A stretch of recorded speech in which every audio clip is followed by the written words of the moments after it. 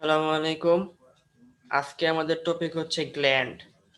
যেহেতু গত লেকচারে আমরা এপিথেলিয়াল টিস্যু পড়ছি, তো সেই রিলেটেড হচ্ছে গ্ল্যান্ড। মানে গ্ল্যান্ডগুলো তৈরি হয় এপিথেলিয়াল টিস্যু দিয়ে, যে কারণে এই সিকোয়েন্স অনুসারে নেওয়া আসা। যারা আগের ভিডিওটা দেখেন নাই তারা দেখে নেবেন, তাহলে বুঝতে অনেক সুবিধা হবে যে এপিথেলিয়াল টিস্যু দিয়ে কিভাবে গ্ল্যান্ড হলো। মানে একটা ধারাবাহিকতা থাকবে। সব ইউটিউবে সব লিঙ্ক দেওয়া আছে, আবার দয়া করে দেখে নেবেন আগের লেকচারটা, তাহলে বুঝতে আজকে একটু সুবিধা হবে। আচ্ছা, প্রথম হচ্ছে যে আগে বলে নেই যে এই গ্ল্যান্ড টিস্যু এগুলো হচ্ছে একদম একটা বেসিক স্টাডি। মানে এখানে আমাদের কিন্তু প্র্যাকটিক্যাল কিছুই নাই, জাস্ট একটা থিওরির মতো আর কি। তো যে জন্য ক্লাসগুলো হয়তো অনেক বোরিং লাগতে পারে, তো আমি চেষ্টা করবো যে যাতে করে বোরিং না লাগে এরকম ভাবে বোঝানোর জন্য। তো আজকে আমরা কি কি পড়বো, আজকে বেশি কিছু পড়বো না, জাস্ট গ্ল্যান্ডটা চিনার চেষ্টা করবো, মানে অ্যানাটমি অফ গ্ল্যান্ড। মানে ফিজিওলজি তো না, মানে ফাংশনও না, জাস্ট আপনি গ্ল্যান্ডটা দেখবো, দেখতে কিরকম এই জিনিসটা দেখার জন্য, মানে গ্ল্যান্ডটা কিরকম থাকে এটা জানার চেষ্টা করবো। তার জন্য প্রথমে আমরা করবো কি, হোয়াট ইজ গ্ল্যান্ড, গ্ল্যান্ড কাকে বলে, ক্লাসিফিকেশন দেখবো আর টাইপ দেখবো, আর কিছু গ্ল্যান্ডের উদাহরণ দেখবো আমরা যে কি গ্ল্যান্ড আছে আমাদের শরীরে। আচ্ছা, এবার হচ্ছে প্রথমে আমরা আসি যে গ্ল্যান্ড জিনিসটা কি। গ্ল্যান্ডটা হচ্ছে একটা মাল্টিসেলুলার অর্গান। তা আমরা আগেই পড়ে আসছিলাম যে অনেকগুলো সেল মিলে একটা অর্গান তৈরি হয়, তার মধ্যে অনেকগুলো সেল মিলে একটা গ্ল্যান্ড তৈরি হয়। এবং এই গ্ল্যান্ডটা কি হতে পারে, একটা সেলে একটা গ্ল্যান্ড হতে পারে। আর এই গ্ল্যান্ডের মূল কাজ হচ্ছে সিক্রেশন করা, আমাদের বডিতে কিছু সাবস্টেন্স সিক্রেশন করা। যেমন এই যে এই ছবিতে দেখা যাচ্ছে যে কতগুলো সেল, 1 2 3 4 অনেকগুলো সেল মিলে একটা গ্ল্যান্ড তৈরি হয়েছে। এবং এই প্রত্যেকটা সেল কিন্তু এপিথেলিয়াল সেল। এবং এই যে এই সেলগুলো যখন অ্যারেঞ্জ হইলো তখন হয়ে টিস্যু। এবং এই সম্পূর্ণ টিস্যুটা যখন মিলে গেল একটা একটা ফুল কমপ্লিট হলো, তখন হয়ে গেল একটা অর্গান, মানে একটা গ্ল্যান্ড হয়ে গেল। এই হচ্ছে আমাদের বডি স্ট্রাকচার। যে ছোট একটা জিনিস, এটা হচ্ছে সেল। এটা এপিথেলিয়াল সেল বলতে পারেন, যে কোনো সেল। আরেকটা মিললো, এরকম 4 5টা মিললে হলো মাল্টি সেলুলার হয়ে গেল। এবং প্রত্যেকটা কিন্তু এপিথেলিয়াল সেল। যেহেতু এপিথেলিয়াল সেল, সেজন্য নাম হচ্ছে এপিথেলিয়াল টিস্যু। মানে এই গ্ল্যান্ডের টিস্যুটা থাকে এপিথেলিয়াল টিস্যু, এবং ওই টিস্যুগুলো মিলে একটা স্ট্রাকচার হলো ফুল, তখন নাম হয়ে গেল গ্ল্যান্ড, মাল্টিসেলুলার গ্ল্যান্ড। এটা যে কোনো গ্ল্যান্ড হতে পারে। আরেকটা বললাম কি, যে শুধুমাত্র একটা অর্গান, সিঙ্গেল অর্গান, মানে ইন্ডিভিজুয়াল সেল, জাস্ট একটা সেল। এই যে এটা, এই সেলটা হচ্ছে গবলেট সেল। এটা কোথায় থাকে, এটা আমাদের থাকে হচ্ছে স্টমাকের লাইনিং এপিথেলিয়াম। আমরা সবাই জানি যে স্টমাকের লাইনিং এপিথেলিয়াম আছে, ওইখানে থাকে গবলেট সেল। ওই একটা মাত্র সেল থেকে বিভিন্ন প্রকার মানে সিক্রেশন হয়, যে মিউকাস সিক্রেশন করে। তো আলটিমেটলি কথা হলো কি, সেলটা মানে গ্ল্যান্ডটা তৈরি হচ্ছে সেল দ্বারা। সেলগুলো মাল্টিসেলুলার হইতে পারে বা সিঙ্গেল সেল দ্বারাও হইতে পারে। এটা হচ্ছে গ্ল্যান্ডের একটা সহজ ব্যাখ্যা, যে গ্ল্যান্ড তৈরি হয় সেল দ্বারা, এবং এই সেলটা হচ্ছে এপিথেলিয়াল সেল। কয়েকটা এপিথেলিয়াল সেল মিলে একটা এপিথেলিয়াল টিস্যু তৈরি করলো, এবং এই টিস্যু যখন পরিপূর্ণ হলো তখন হয়ে গেল গ্ল্যান্ড, এটাকে বলা হয় মাল্টিসেলুলার গ্ল্যান্ড। আর কোনো কোনো ক্ষেত্রে দেখা গেছে একটা সিঙ্গেল সেল, ওই সিঙ্গেল সেলটাও একটা গ্ল্যান্ড হিসেবে কাজ করতে পারে। যেহেতু বলছি যে গ্ল্যান্ডের মূল কাজই হচ্ছে সিক্রেশন করা, যে একটা সিঙ্গেল সেল থেকে সিক্রেশন হতে পারে, যেটা হয়তো আমাদের স্টমাকের মধ্যে থাকে। যে স্টমাকের মধ্যে যে এপিথেলিয়াল লাইনিং থাকে, ওই লাইনিং এর মধ্যে এপিথেলিয়াল সেল থাকে, ওইখান থেকে একটা গবলেট সেল থাকে, ওই সেল থেকে বিভিন্ন মিউকাস সিক্রেশন হয়। তো এটা হচ্ছে সেলের একটা মানে একদম সহজ সরল মানে ব্যাখ্যা আর কি, সেলটা কি। তাও এরকম বইয়ের মতো আমি বললাম না ডেফিনেশন, যে পলিহাইড্রিক ডিআরএস অনেক কথা আছে, এগুলো বললাম, আমি সহজভাবে বলার চেষ্টা করলাম। বই তো আমরা সবাই ডেফিনেশন পড়বো বই থেকে, পড়ে আসছি অনেকে, যে আবার একবার দেখে নিব বই থেকে। তারপরে বলছি, আগের স্লাইডে বলছিলাম যে গ্ল্যান্ডটা হচ্ছে মোস্টলি হচ্ছে এপিথেলিয়াল টিস্যু দ্বারা তৈরি হয়।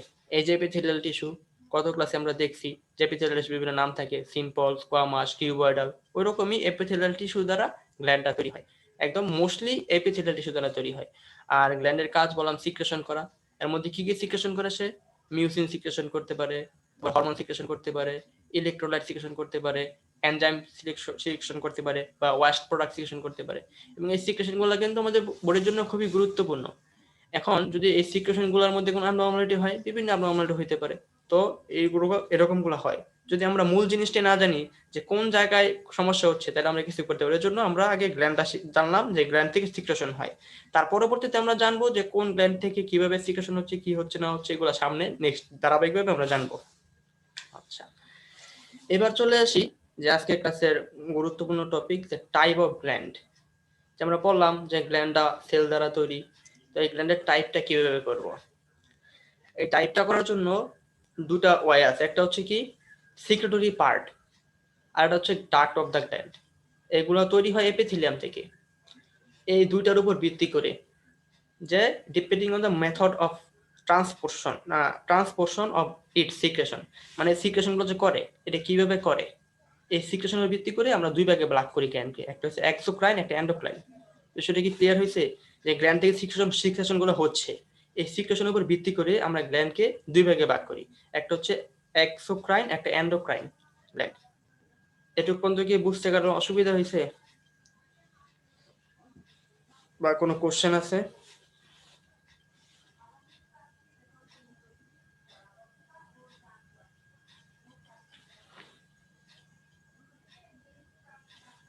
হ্যালো, আমার কথা কি শোনা যাচ্ছে? না, বুঝতে পারছি। আচ্ছা বুঝতে পারছি। আচ্ছা, এবার দেখি যে আমরা এক্সোক্রাইন আর এন্ডোক্রাইন গ্ল্যান্ডের মধ্যে কি কি পার্থক্য আছে এটাকে দেখি। প্রথমে আমরা এক্সোক্রাইন গ্ল্যান্ড দেখি। এক্সোক্রাইন মানে হচ্ছে তার একটা ডাক থাকবে, নালী থাকবে। যেমন এই যে সবগুলো সেল মিলে এই পুরা সেল মানে সেলগুলো অ্যারেঞ্জ হয়ে একটা গ্ল্যান্ড তৈরি করলো। তখন প্রত্যেকটা সেল কিন্তু তার গা থেকে সিক্রেশন করবে, এখান থেকে সিক্রেশন হলো, এখান থেকে সিক্রেশন হলো, সিক্রেশন হলো, এগুলো কিন্তু সে একটা নালীর মধ্যে দিয়ে দিল। তো নালী থেকে ওই সিক্রেশনটা বের হয়ে এদিক দিয়ে বের হয়ে এই সারফেসে চলে আসলো। সোজা কথা, এক্সোক্রাইন মানে তার নালী থাকবে। এটা হচ্ছে সিক্রেটরি, এই যে এটা হচ্ছে ডাক্ট, আর এটা হচ্ছে সিক্রেটরি পার্ট আর কি, যেখান থেকে মানে সিক্রেশন হবে। আর এটা হচ্ছে ব্লাড ভেসেল। আর এই glandular epithelial cell forming exocrine secretion, এখান থেকে সিক্রেশন হবে, সিক্রেশন হয়ে ডাক্টে চলে আসবে। এই ডাক্ট থেকে তারপরে আস্তে আস্তে ডাক্টের মধ্য দিয়ে এসে এই সারফেস এপিথেলিয়ামে চলে আসবে এবং বডিতে কাজ করবে। এটা হচ্ছে এক্সোক্রাইন। এক্সোক্রাইন মানে হচ্ছে ডাক্ট থাকবে, মানে তার সিক্রেশনটা ডাইরেক্ট হবে না, তার সিক্রেশনটা প্রথমে ডাক্টের মধ্যে আসবে, তারপর ডাক্ট থেকে বের হয়ে সারফেস এপিথেলিয়ামে চলে আসবে। এটা হচ্ছে এক্সোক্রাইন। আর যদি আমরা এন্ডোক্রাইন বলি, এন্ডোক্রাইন গ্ল্যান্ডে কিন্তু কোনো এরকম ডাক নাই, এই যে পুরোটা একটা সেল, অনেকগুলো সেল মিলে একটা গ্ল্যান্ড তৈরি হলো, কিন্তু কোনো নালী নাই। তার মানে কি, এখান থেকে যে সিক্রেশনটা বের হবে এটা সরাসরি তার ব্লাড স্ট্রিমে চলে যাবে, মানে কোনো নালী থাকবে না। সেল থেকে বের হলো, বের হয়েই ওই সিক্রেশন গুলো যা বের হলো, হরমোন, এনজাইম, ইলেকট্রোলাইট যাই বের হোক, মানে সিক্রেশন বের হলো, বের হওয়ার সাথে সাথে এটা ব্লাড স্ট্রিমে চলে যাবে এবং ব্লাড স্ট্রিমের মাধ্যমে সারা বডিতে ছড়ায় পড়বে। এটা হচ্ছে একদম মূল ডিফারেন্স। এক্সোক্রাইনে হচ্ছে ডাক থাকে, এন্ডোক্রাইনে কোনো ডাক থাকে না, মানে ডাইরেক্ট তার যে সিক্রেশনটা ডাইরেক্ট ব্লাডের মধ্যে দিয়ে দেয়, সে ব্লাড থেকে সারা শরীরে ছড়ায় পড়ে। আর এক্সোক্রাইনে সে ডাইরেক্ট দিতে পারে না, সে তার একটা নালীর মধ্যে দেয়, মানে ড্রেনের মতো দেয়, মানে ড্রেনের মতো, যদি একটা ড্রেন, ড্রেনের মধ্যে দিলে ড্রেনের মধ্যে পাস হয়ে আসি, তার এরকম সারফেসে আসে, আসার পর ওইখান থেকে সারা বডিতে ছড়ায় পড়ে। এগুলো হচ্ছে এক্সোক্রাইন আর এন্ডোক্রাইনের মূল পার্থক্য। মানে এক্সোক্রাইনে হচ্ছে আমাদের নালী থাকবে, আর এন্ডোক্রাইনে কোনো নালী থাকবে না, সরাসরি তার এই সিক্রেশন গুলো ব্লাডে চলে যাবে। এটা হচ্ছে একদম মূল একটা পার্থক্য। তো প্রথমে আমরা এন্ডোক্রাইন গ্ল্যান্ড পড়ি, কারণ এন্ডোক্রাইন গ্ল্যান্ডের অনেক অনেক মানে আলাদা সিস্টেমে আছে এন্ডোক্রাইন সিস্টেম, যেটা আমরা পরবর্তীতে পড়বো। এখন আমরা শুধু এন্ডোক্রাইন কি গ্ল্যান্ড আছে, ওই গ্ল্যান্ড গুলোর নাম বা ওইগুলা কিভাবে ক্লাসিফিকেশন ওইগুলো জানবো। প্রথমে বললাম যে এন্ডোক্রাইন গ্ল্যান্ডের secretion produce directly into blood stream, মানে যেটা সিক্রেট করবে, সিক্রেট প্রোডাক্ট, যেটা প্রোডাক্ট সিক্রেট করবে ডাইরেক্ট ব্লাড স্ট্রিমে দিয়ে দিবে বা ইন্ডাস্ট্রিয়াল ফ্লুইড দিয়ে দিবে। এবার ইন্ডাস্ট্রিয়াল ফ্লুইডটা কি? এটা সহজ একটা এক্সাম্পল হচ্ছে যে আমরা সবাই তো মিষ্টি দেখছি, বুদ্ধি মধ্যে মিষ্টি রেখে দেয়, তো ওই মিষ্টি গুলো হচ্ছে সেল, আর যে শিরা আছে ওটা হচ্ছে ফ্লুইড। সহজে মনে রাখার জন্য একদম সহজ কথায় সহজে মনে থাকবে, ইন্টারস্টিশিয়াল ফ্লুইড মানে দুইটা সেলের মাঝখানে যে ফ্লুইডটা থাকে। এটার জন্য বোঝার জন্য আমি উদাহরণ হিসেবে মনে রাখি আর কি, যে একটা বুলে যদি মিষ্টি রাখা হয় আর শিরা রাখা হয়, তাহলে মিষ্টিগুলো হচ্ছে সেল আর শিরাটা হচ্ছে ফ্লুইড। ওই যে এই মিষ্টির মাঝখানে যে ফ্লুইড গুলো, এটা হচ্ছে ইন্টারস্টিশিয়াল ফ্লুইড, মানে দুইটা মিষ্টির মাঝখানে যেটা আছে ওটা ইন্টারস্টিশিয়াল ফ্লুইড। তো এরকম ওই জায়গায় সে এরকম যে তার যে সিক্রেশনটা হলো, যে প্রোডাক্টটা হলো, এটা দিয়ে দিল ডাইরেক্টলি বা ব্লাড স্ট্রিমে দিয়ে দিল এবং ওইখান থেকে সারা বডিতে ছড়ায় পড়লো। যেমন এখানে দেখা যাচ্ছে কি একটা মানে সুপ্রারেনাল গ্ল্যান্ড, মানে কিডনির উপরে থাকে, সুপ্রারেনাল গ্ল্যান্ড, অ্যাড্রেনাল গ্ল্যান্ড, এটাতে কিন্তু কোনো ডাক নাই, এটা হচ্ছে কিন্তু আর্টারি, এটা আর্টারির আরেকটা ব্রাঞ্চ। এখান থেকে যে সিক্রেশন হবে সরাসরি এটার মধ্যে দিয়ে দেবে, এই আর্টারিতে দিয়ে দেবে, আর্টারিতে মানে ব্লাড স্ট্রিমের মধ্যে সারা দিয়ে ছড়ায় পড়বে। এটা হচ্ছে এন্ডোক্রাইন গ্ল্যান্ড।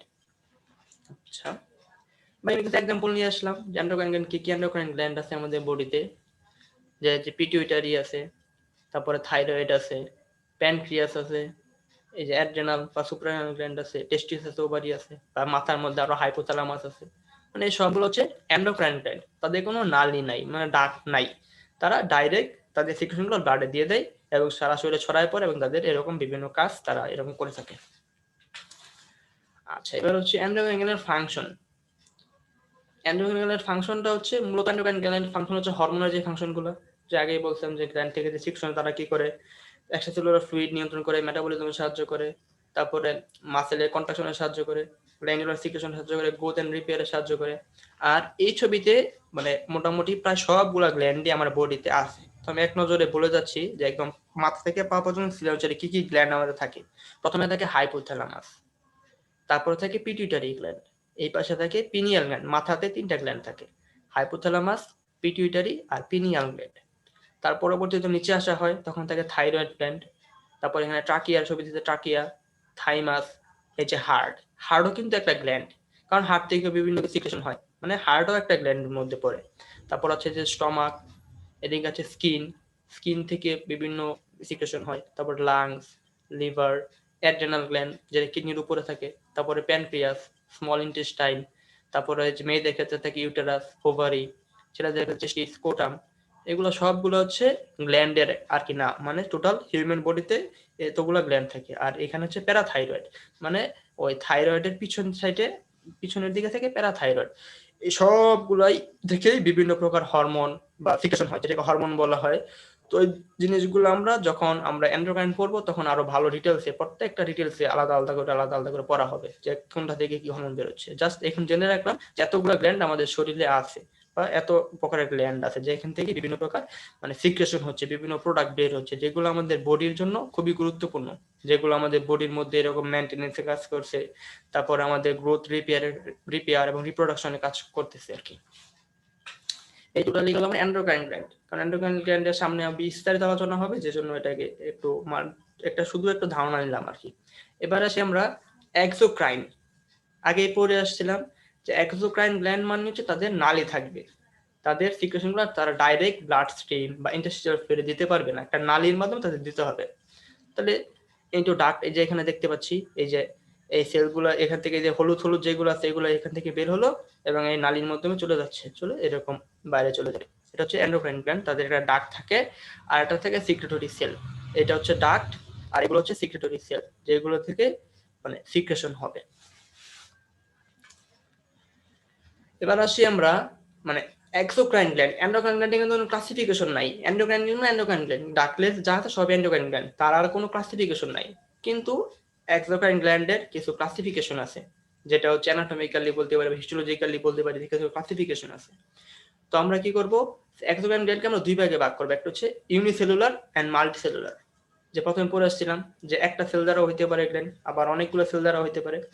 তো ইউনিসেলুলার গ্ল্যান্ড বলছিলাম যে স্টমাকের এপিথেলিয়াল লাইনিং থাকে, ওইখান থেকে এরকম এপিথেলিয়াল মানে গবলেট সেল। এখন কোশ্চেন হতে পারে যে একটা সেল সেটা ডাইরেক্টলি সিক্রেশন করতেছে, তাহলে তার কেন সেটা এন্ডোক্রাইন হলো না? এখন একটা সেল তো আর নালী তৈরি করতে পারবে না, একটা নালী তৈরি করতে হলে অনেকগুলো জিনিস লাগবে, মানে অনেকগুলো সেল লাগবে, একটা সেল তো নালী তৈরি হয় না। আর হচ্ছে কি এই যে স্টমাকের যে এই গবলেট সেলটা, এটা হচ্ছে একটা ইউনিক টাইপের সেল, এবং সে একলাই কিন্তু শুধুমাত্র স্টমাকেই দিচ্ছে, এটা কিন্তু সেই ইন্টারস্টিশিয়াল ফ্লুইডেও দিচ্ছে না, ব্লাড স্ট্রিমও দিচ্ছে না, স্টমাকের মধ্যে দিচ্ছে, যেখান থেকে দিচ্ছে এখানেই। আর এন্ডোক্রাইন গ্ল্যান্ডের বলতে আমি কি বললাম যে এন্ডোক্রাইন গ্ল্যান্ডের সিক্রেশনগুলো ডাইরেক্টলি সে ইন্টারস্টিশিয়াল ফ্লুইড বা ব্লাড স্ট্রিমে দেয়, তাহলে এখানে ভিন্নতা হলো। আর গবলেট সেল কি করে, তার সিক্রেশনগুলো ডাইরেক্টলি দেয় কিন্তু কোনো নালী থাকে না, তারপরেও কিন্তু সেটা এক্সোক্রাইন গ্ল্যান্ড, কারণ তার সিক্রেশনটা কি ইন্টারস্টিশিয়াল ফ্লুইডে দিচ্ছে না বা ব্লাড স্ট্রিমে দিচ্ছে না, সরাসরি স্টমাকে দিয়ে দিচ্ছে। যে কারণে এই ইউনিসেলুলার গ্ল্যান্ডের মধ্যে গবলেট সেলটা একটা মানে ইউনিসেলুলার মানে এক্সোক্রাইন গ্ল্যান্ড। আর যেটা বলা হচ্ছে unicellular exocrine gland do not contain duct but multicellular মানে ডাক্ট কন্টেন্ট করে। যেগুলো ইউনিসেলুলার আছে সেগুলো ডাক্ট কন্টেন্ট করে না, কিন্তু যেগুলো মাল্টিসেলুলার অনেকগুলো সেল দ্বারা তৈরি হচ্ছে সেগুলো আমাদের এই ডাক্ট তৈরি করে। এই জিনিসটা কি ক্লিয়ার হচ্ছে সবার, নাকি আরো কোনো এখানে কোনো কোশ্চেন আছে? না ঠিক আছে, ক্লিয়ার হয়েছে।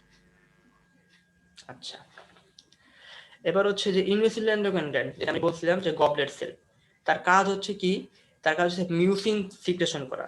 আর মিউসিনটা কি করে, মিউকাস তৈরি করে, যেটা আমাদের কফ ফ্ল্যাশা যেটাকে বলা হয়, বাংলায় ফ্ল্যাশা ওঠে, মানে মুখে থুতু আসে বা ফ্ল্যাশা হয়, মিউকাস। এটা কোত্থেকে আসে, ওই গবলেট সেল সে মিউসিন তৈরি করে, মিউসিন থেকে মিউকাস হয়।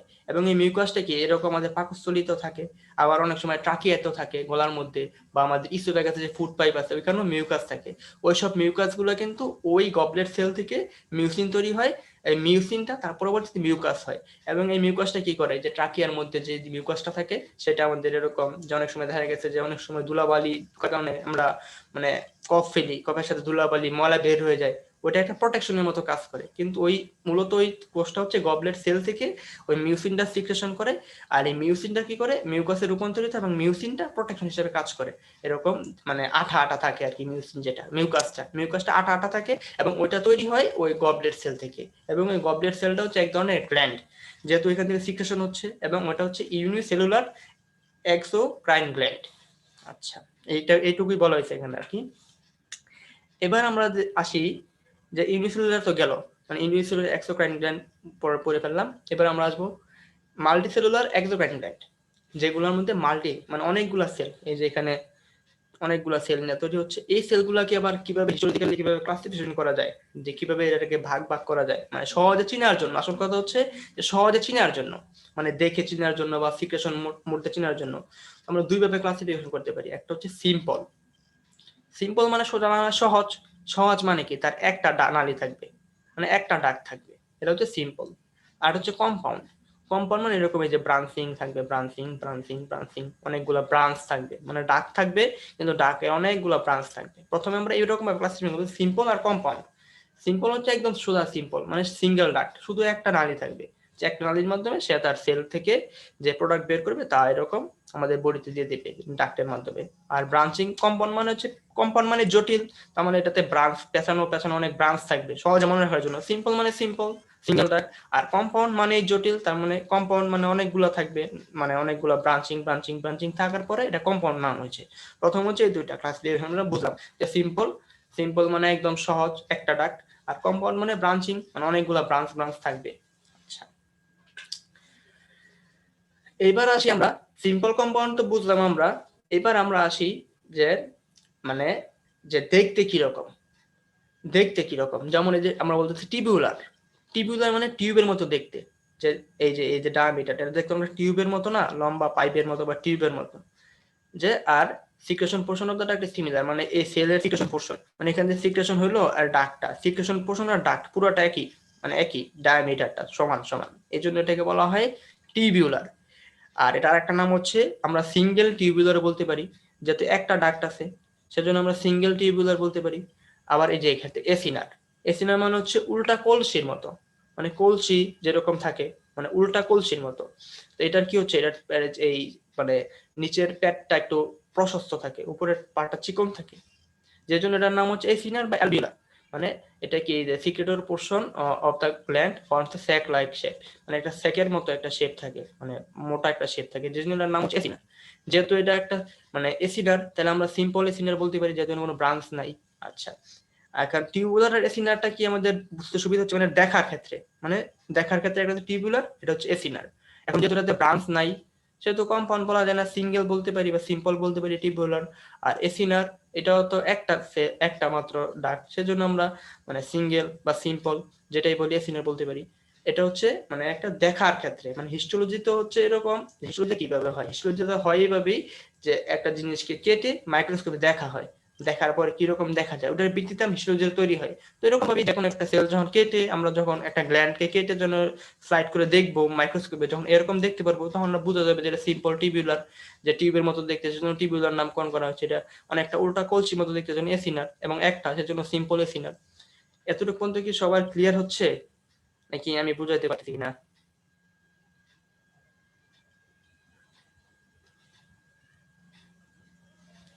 একটু রেসপন্স করলে মনে হয় ভালো হয়, আসলে হ্যাঁ আমি হ্যাঁ, বুঝাইতে বুঝতে পারতেছি কিনা। বুঝতে পারছি আমি, একটু অন্যদের কথা একটু বলতে পারতেছি না।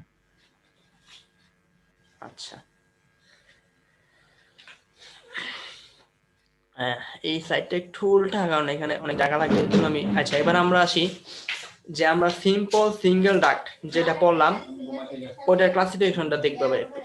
এই যে একটা হচ্ছে সিঙ্গেল স্ট্রেইট টিবিউলার, এই যে সিঙ্গেল একদম স্ট্রেইট আর দেখতে টিউবের মতো, সেজন্য সিঙ্গেল স্ট্রেইট টিবিউলার। তারপর হচ্ছে সিম্পল কয়েল টিবিউলার, এটা সিম্পল একটা ডাক, কিন্তু এটা একটা পেঁচানো মানে কয়েলের মতো, মানে একটা টিউব। টিউব যদি আমি পেঁচায় দেই তাহলে যেরকম কয়েলের মতো হয়, এজন্য এটা যেহেতু একটা ডাক সেজন্য এটার নাম হচ্ছে সিম্পল কয়েল টিবিউলার। আর এটা হচ্ছে কি সিম্পল ব্রাঞ্চ টিবিউলার, এটা সিম্পল কিন্তু এটা ব্রাঞ্চ হয়ে গেছে, সেজন্য সিম্পল ব্রাঞ্চ টিবিউলার। আচ্ছা, আর এদিকে আছে দুইটা, একটা সিম্পল ব্রাঞ্চ এসিনার, এই যে সিম্পল কিন্তু এটা ব্রাঞ্চ হয়ে গেছে, এই জন্য এটা দেখতে অনেকটা কলসির মতো, সেজন্য এসিনার হয়ে গেছে। আর এটা সিম্পল এসিনার, এগুলো এটা হচ্ছে সিম্পল সিঙ্গেল ডাক্ট গ্ল্যান্ডের একটা ক্লাসিফিকেশন। তার পরবর্তীতে আছে আমাদের এবারে কম্পাউন্ড গ্ল্যান্ডটা দেখে নিই। কম্পাউন্ডের ক্ষেত্রে সেমি, এই যে অনেকগুলা ব্রাঞ্চ, এবং ব্রাঞ্চগুলো দেখতে কি এর মতো, টিউবের মতো, সেজন্য কম্পাউন্ড টিবিউলার। আবার কম্পাউন্ড এসিনার একই, কম্পাউন্ড অনেকগুলা ব্রাঞ্চ, দেখতে অনেকটা এই যে উল্টা কলসির মতো, উল্টা কলসির মতো, উল্টা কলসির মতো, জন্য কম্পাউন্ড এসিনার। আর এটা হচ্ছে কম্পাউন্ড টিবিউ অ্যালভিউলার, মানে এখানে টিবিউল কিছু আছে টিউবের মতো, কিছু আছে আবার কলসির মতো এবং ব্রাঞ্চিং, সেজন্য দুটা মিলার নাম হচ্ছে কম্পাউন্ড টিবিউ অ্যালভিউলার। এতটুকু পর্যন্ত হচ্ছে আমাদের গ্ল্যান্ডের মানে ক্লাসিফিকেশন গেল। এটা হচ্ছে একটা ভাবে দেখলাম, মানে দেখার ভিত্তিতে আমরা যে দেখলাম চোখে দেখার ভিত্তিতে আমরা বুঝতে পারলাম যে গ্ল্যান্ডের দেখতে আলাদা, তার একটা টিউবের মতো দেখতে, একটা এসিনারের মতো দেখতে, একটা ব্রাঞ্চিং থাকে, একটা টিবিউ কম্পাউন্ড টিবিউয়াল বোলার, এটা কম্পাউন্ড ব্রাঞ্চিং থাকে, কিছু টিউবের মতো থাকে, কিছু আবার ওই উল্টা কলসির মতো থাকে। এটা হচ্ছে দেখার মধ্যে। এবার আমরা দেখবো সিক্রেশন মেথড, এটা হচ্ছে গুরুত্বপূর্ণ, যে যে গ্ল্যান্ডে সিক্রেশন করতেছে বিভিন্ন প্রোডাক্ট, হরমোন, এনজাইম, ইলেকট্রোলাইট যাই সিক্রেশন করুক, ওই সিক্রেশন মেথডের ভিত্তি করে গ্ল্যান্ডকে আমরা ভাগ করা হচ্ছে তিন ভাগে। একটা হচ্ছে ম্যারোক্রাইন। ম্যারোক্রাইন মানে হচ্ছে যে এই যে সিক্রেশন হচ্ছে কিন্তু তার এই সেলগুলো কোনো ক্ষতি হচ্ছে না, মানে no part of the cell lost. যেমন সোয়েট গ্ল্যান্ড, আমাদের গর্মগ্রন্থি, আমাদের শরীর থেকে যে ঘাম বের হচ্ছে, কিন্তু আমাদের শরীরে ঘামের যে স্কিনে কোনো ক্ষতি হচ্ছে না, ঘাম বের হচ্ছে, এটা হচ্ছে কি ম্যারোক্রাইন, মানে সিক্রেশন হবে কিন্তু তার নিজের কোনো ক্ষতি হবে না। আরেকটা হচ্ছে কি অ্যাপোক্রাইন। অ্যাপোক্রাইন হচ্ছে কি apical part of the cell মানে disintegrated to release it secretion, মানে তার সিক্রেশন রিলিজ করার জন্য তার একটা এপিক্যাল মানে উপরের দিকে, মানে উপরের একটা পার্ট পুরোটাই চলে গেল সিক্রেশন করার জন্য, চলে যাওয়ার পরে ওইখানে আবার নতুন করে ওই সেলটা থেকে আবার নতুন করে সেল ডিভিশন হয়ে গ্রোথ হইলো। আচ্ছা, এখানে এই যে আবার সেলের কথা চলে আসলো।